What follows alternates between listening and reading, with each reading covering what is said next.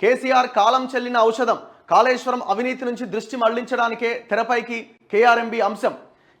ఆ ప్రాజెక్టుపై విచారణకు సిట్టింగ్ జడ్జిని ఇవ్వలేమని హైకోర్టు చెప్పింది. మీడియాతో ఇష్టాగోష్ఠిలో సీఎం రేవంత్ రెడ్డి, మీడియాతో చిట్చాట్లో రేవంత్ రెడ్డి ఏమంటున్నారంటే కేసీఆర్ అట కాలం చెల్లిన మెడిసిన్ అట, అంటే ఎక్స్పైరీ మెడిసిన్. కాళేశ్వరం అవినీతి నుంచి దృష్టి మళ్లించడానికే తెరపైకి ఈ కేఆర్ఎంబీ అంశాన్ని తీసుకొచ్చిండు, ఇదంతా బోగస్ అని అంటున్నారు. ఇక్కడ మనం మాట్లాడుకోవాల్సింది ఏంటంటే, మీరు కాళేశ్వరం అవినీతి ఆ ప్రాజెక్టు పైన విచారణ అని మాట్లాడుతున్నారు కదా. ఇప్పుడు మీరు కేఆర్ఎంబీ పైన చర్చ కంటే కాళేశ్వరం అవినీతి మీద, కాళేశ్వరం పైన కాగిచ్చిన రిపోర్ట్ పైన చర్చ పెట్టాలి. ఏడా? అసెంబ్లీలో. మరి మీరు 13వ తారీఖు అసెంబ్లీ సమావేశాలు లాస్ట్ అంటున్నారు. మరి 13వ తారీఖు అసెంబ్లీ సమావేశాలు లాస్ట్ అవుతే నీటిపారుదల శాఖ మీద ఎప్పుడు చర్చ, బడ్జెట్ మీద ఎప్పుడు చర్చ, కాగ్ ఇచ్చిన కాళేశ్వరం రిపోర్ట్ మీద ఎప్పుడు చర్చ? 200 పేజీల కాళేశ్వరం కాగ్ రిపోర్టు, అది కనుక బయటికి వచ్చి జనాల మధ్యలోకి ఆ ఇష్యూ వెళ్తే కేసీఆర్ అనేటోడు ఇక దేనికి పనికిరాడు, తలెత్తుకొని తిరగలేడు. ఇక అంత భయంకరమైనటువంటి విషయాలు అందులో ఉన్నాయి. ఇప్పుడు మీరు ఇచ్చిన విజిలెన్స్ రిపోర్ట్లో కూడా అవే అంశాలు ఉన్నాయి కదా. సరే, మీరు ఓన్లీ మేడిగడ్డకే పరిమితం అవుతున్నారు, అదో పెద్ద డ్రామా. కానీ మరి ఎప్పుడు చర్చిస్తారు? కాళేశ్వరం అవినీతి నుంచి కేసీఆర్ దృష్టి మళ్లించే ప్రయత్నం చేస్తున్న అందులో డౌట్ లేదు, 100%. మరి మీరు సమావేశాలు 13వ తారీఖు వరకే జరిపితే మరి ఎప్పుడు ఆ చర్చ వస్తుంది? అసలు మీ నోటి వెంట కాగ్ రిపోర్ట్ వచ్చింది, దాన్ని మేము అసెంబ్లీలో ప్రవేశపెడతాం అన్న మాటే వస్తలేదు ఎందుకు? వై? కేసీఆర్ కాలం చెల్లిన ఔషధమని, ఇప్పుడు ఆ మందు పనిచేయదని సీఎం రేవంత్ రెడ్డి అన్నారు. 10 ఏళ్లు అధికారంలో ఉన్న కేసీఆర్ దాన్ని కోల్పోవడాన్ని జీర్ణించుకోలేకపోతున్నారు. కాళేశ్వరం అవినీతి బయటపడుతుంటే దాని నుంచి ప్రజల దృష్టి మళ్లించడానికి కేఆర్ఎంబీ అంశాన్ని కేసీఆర్ తెర మీదకి తీసుకొచ్చారని ఆరోపించారు. బీఆర్ఎస్ను కేసీఆర్ను ప్రజలు పట్టించుకోవడం మానేశారని, ఆయన చిత్తశుద్ధిని గుర్తించిన కృష్ణా పరివాహక ప్రాంత ప్రజలు బీఆర్ఎస్ను గత అసెంబ్లీ ఎన్నికల్లో తిరస్కరించారన్నారు. కాళేశ్వరంపై విచారణకు సిట్టింగ్ జడ్జిని ఇవ్వలేమని హైకోర్టు చెప్పిందని, విశ్రాంత న్యాయమూర్తితో విచారణ చేయించుకోవాలని సూచించిందని తెలిపారు. ఈ విషయంపై మంత్రివర్గంలో చర్చిస్తామని, లేదంటే అసెంబ్లీలో చర్చకు పెడతామన్నారు. గురువారం శాసనసభ ఆవరణలోని తన కార్యాలయంలో సీఎం రేవంత్ రెడ్డి విలేకరులతో ఇష్టాగోష్ఠిగా మాట్లాడారు. ఇక్కడ ఒక కీలకమైన పాయింట్ చెప్పారు ఏంటంటే, కాళేశ్వరం పైన విచారణకు సిట్టింగ్ జడ్జిని ఇవ్వలేము అని హైకోర్టు చెప్పిందట. సో అప్పుడు రిటైర్డ్ జడ్జితో విచారణ చేయించాలి అన్న ఆలోచన చేయండి అని హైకోర్టు ప్రభుత్వానికి సూచించిందట. వీళ్ళేదో జ్యుడిషియల్ ఎంక్వైరీ అన్నారు కదా.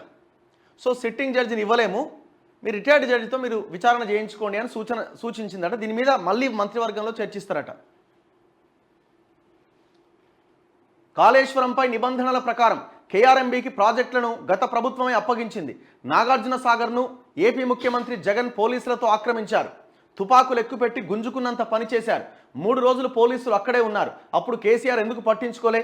ఏపీకి రోజు 12.5 టీఎంసీల నీళ్లు తీసుకెళ్తుంటే ఎందుకు అడ్డుకోలే? బేసిన్లు లేవు, భేషజాలు లేవు అని కేసీఆర్ అన్నారు. ఏపీ ఎమ్మెల్యే రోజా పెట్టిన చేపల పులుసు తిని రాయలసీమను రతనాలసీమగా మారుస్తామన్నారు. దాంతోనే తెలంగాణ పట్ల ఆయన అంకిత భావం ఏంటో తెలిసిపోయింది. కేసీఆర్ గురించి అర్థమైంది కాబట్టే కృష్ణా బేసిన్ పరిధిలోని స్థానాల్లో బీఆర్ఎస్ను ప్రజలు తిరస్కరించారు. కాళేశ్వరంపై నిబంధనల మేరకు ప్రభుత్వం పనిచేస్తుంది. టీఎస్పీఎస్సీ విషయంలో నిబంధనల మేరకు వ్యవహరిస్తున్నాం. గత ప్రభుత్వం అనేక తప్పులు చేసింది, అందుకే కోర్టుల చుట్టూ తిరిగింది. ఉద్యోగ నియామకాల విషయంలో స్పష్టతతో ఉన్నాం. కేసీఆర్ అసెంబ్లీకి రావాలి, పత్తలేడుగా నిన్ను రానట్టుంది. ఎడిపోయింది మరి. తెలంగాణ భవన్కి వచ్చిన ఆయన ఆడ వచ్చి అందరితో మాట్లాడిన అసెంబ్లీలో 1 గంట సేపు కూర్చొని పోవచ్చుగా. ఓన్లీ గవర్నర్ ప్రసంగమే కానీ నడిచింది. గవర్నర్ ప్రసంగానికి కేసీఆర్ హాజరు కాలేదంటేనే ప్రజాస్వామ్యంపై ఆయనకున్న బాధ్యత ఏంటో అర్థమవుతోంది. బీఏసీ సమావేశానికి కూడా రాలే. ఈ సమావేశానికి బీఏసీ సభ్యులే రావాలి. కేసీఆర్, కడియం శ్రీహరి పేర్లు ఇచ్చారు. కేసీఆర్ రాలేదని ఆయన స్థానంలో హరీష్ రావును ఎలా అనుమతిస్తారు? రేపు హిమాంశు కూడా వస్తానంటే ఎలా? శాసనసభ వ్యవహారాల మంత్రిగా చేసిన హరీష్ రావుకు ఆ మాత్రం అవగాహన లేదా? స్పీకర్ నిర్ణయాలకు మమ్మల్ని బాధ్యులను చేస్తామంటే ఎట్లా? కేసీఆర్ అసెంబ్లీకి రావాలని కోరుకుంటున్నా.